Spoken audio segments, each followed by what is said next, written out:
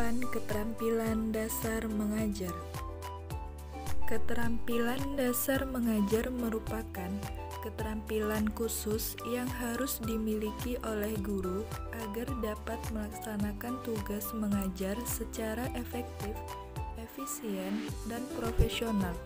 Adapun 8 keterampilan dasar mengajar itu adalah sebagai berikut.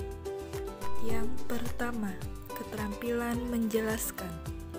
Merupakan suatu keterampilan menyajikan bahan belajar yang diorganisasikan secara sistematis sebagai suatu kesatuan yang berarti, sehingga mudah dipahami para peserta didik. Kedua, keterampilan bertanya. Tujuannya, pertama, memotivasi peserta didik agar terlibat dalam interaksi belajar. Kedua, melatih kemampuan mengutarakan pendapat. Ketiga, merangsang dan meningkatkan kemampuan berpikir peserta didik. Keempat, melatih peserta didik berpikir divergen. Dan yang terakhir yaitu mencapai tujuan belajar. Ketiga, keterampilan menggunakan variasi stimulus. Tujuannya, pertama, menghilangkan kejemuan dalam mengikuti proses belajar. Kedua, mempertahankan kondisi optimal belajar. Ketiga, meningkatkan perhatian dan motivasi peserta didik. Keempat, memudahkan pencapaian tujuan pengajaran. Keempat, keterampilan memberi penguatan. Tujuannya, pertama, menimbulkan perhatian peserta didik. Kedua, membangkitkan motivasi belajar peserta didik. Ketiga, menumbuhkan kemampuan berinisiatif secara pribadi. Keempat, merangsang peserta didik berpikir yang baik.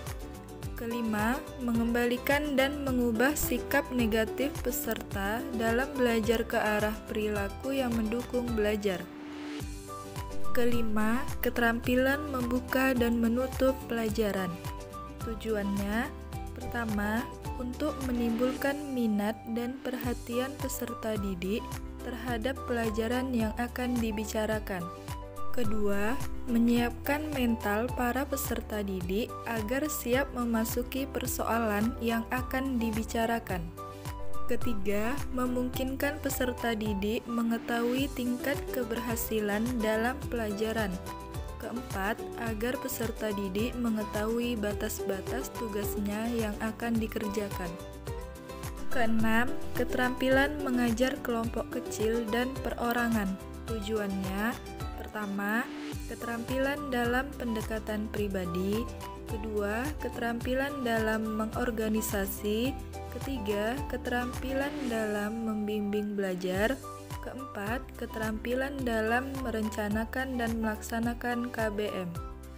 Ketujuh, keterampilan mengelola kelas. Tujuannya, pertama, mewujudkan situasi dan kondisi kelas yang memungkinkan peserta didik mengembangkan kemampuannya secara optimal. Kedua, menghilangkan berbagai hambatan dan pelanggaran disiplin yang dapat merintangi terwujudnya interaksi belajar mengajar.